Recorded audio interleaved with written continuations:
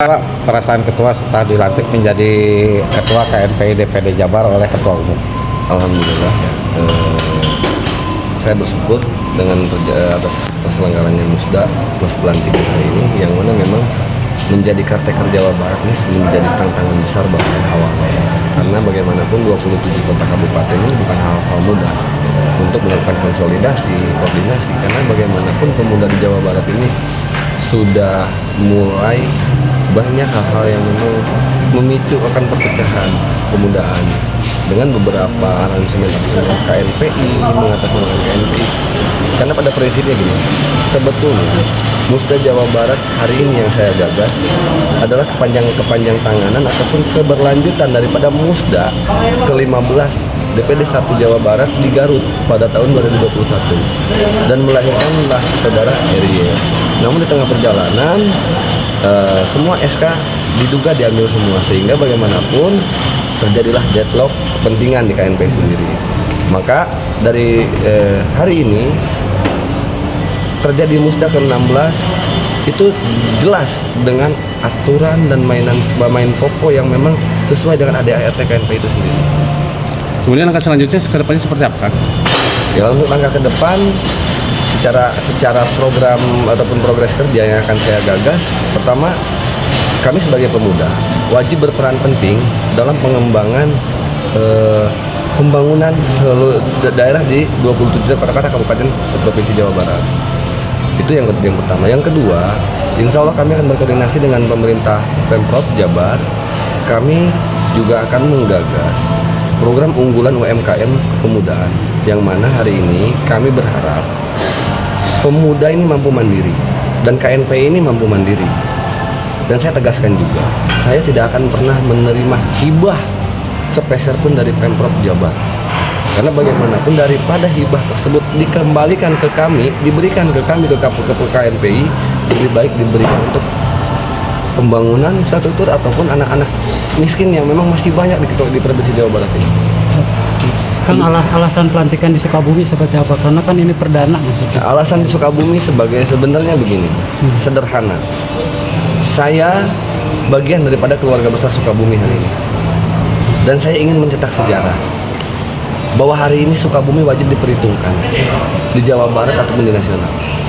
Insya Allah dengan konsistensi kami dari DPD 1 Provinsi Jawa Barat, dari KNPI DPD 1 Provinsi Jawa Barat ini, kami ingin seluruh daerah di Provinsi Jawa Barat ini 27 kota kabupaten akan running Musda per 3 tahun ke depan.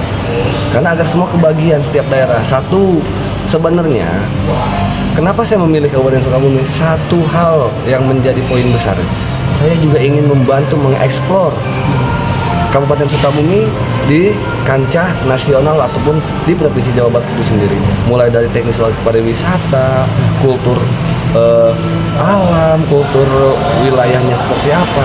Ini bagian daripada sebenarnya peran kami sebagai pemuda mencoba membantu mengeksplor wilayah tersebut ke mata publik.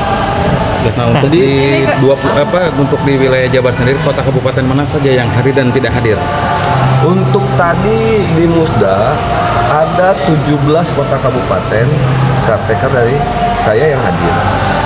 Sisanya secara data rinci tadi ada di anak-anak. Saya kurang tahu data rinci daerah mana saja. Berarti quorum ya? Quorum. Dan tadi secara aklamasi Anda dipilih? Secara aklamasi saya terpilih sebagai ketua. Karena bagaimanapun ya quorumnya dapat. Tentang ramai dualisme, Kang, untuk memastikan legitimasi ketua seperti apa? Kalau berbicara dualisme sebenarnya simpel. Hari ini tolak ukur untuk kawan-kawan media sebenarnya bisa cek sendiri ya, cross check ya. Yang mana DPP KNPI sendiri siapa yang isi rumahnya? Karena rumah pemuda itu hanya satu. DPP KNPI yang ada di Rasuna Said. Rumah pemuda itu hanya satu. Siapa yang isi rumah tersebut berarti secara tidak langsung dia secara legitimasi diakui. Dan poin kedua, aturan main di kepemudaan ada hak cipta logo antara nama KNPI dan kepanjangan dari KNPI tersebut, gitu loh. Itu sebagai bagian lagi legitimasi tadi. Karena kalau berbicara SK, yang saya tahu berbicara SK Menkumham hari ini, semua bahasa dualisme dan lain-lain, saya rasa SK-nya sedang dibekukan. Gara-gara apa? Karena memang kepengurusan yang memang tidak stabil. Kemudian kan dampak dari hal tersebut mungkin di beberapa daerah ya, khususnya di Kabupaten Sukabumi kemarin udah dilantiknya KNPI, Saudara Yandra seperti itu. Apakah seperti apa kan nanti ke depan? Akan berdampak nggak terhadap Kalau berbicara berdampak, bagi saya tidak ada dampak. Karena bagaimanapun kami berada di rel masing-masing, tidak bertabrakan pada rel yang sama, meskipun satu nama KNPI, tapi tidak berada di rel yang sama. Karena rel aturan mainnya berbeda, kepemimpinan ketuanya pun di atas berbeda, ketua umumnya berbeda, sehingga bagaimanapun tidak ada yang namanya harus dijadikan bahan keributan ataupun gesekan karena memang relnya berbeda. Karena hari ini yang perlu ditunjukkan ke publik adalah konsistensi, eksistensi, dan bagaimana peran pemuda dalam pembangunan daerah. Sehingga tadi saya sampaikan, bahasa dualisme itu adalah bahasa klasik. Tinggal bagaimana legitimasi itu dibuktikan, setelah itu selesai di situ. Secara tidak langsung mengakui dong adanya kubu yang lainnya di KNPI. Kalau saya secara pribadi saya gentle. Tidak pernah saya berbicara tidak ada kubu lain. Saya mengakui karena memang itu sudah menjadi bagian daripada dinamika. Di pusatnya saja ada berapa, silahkan dicek. Kalau ke bawah ada berapa, itu sudah jadi konsekuensi. Kalau di pusat contoh ada 3, ke bawah jadi 3, itu hal wajar dan normal itu, karena memang dinamikanya seperti itu.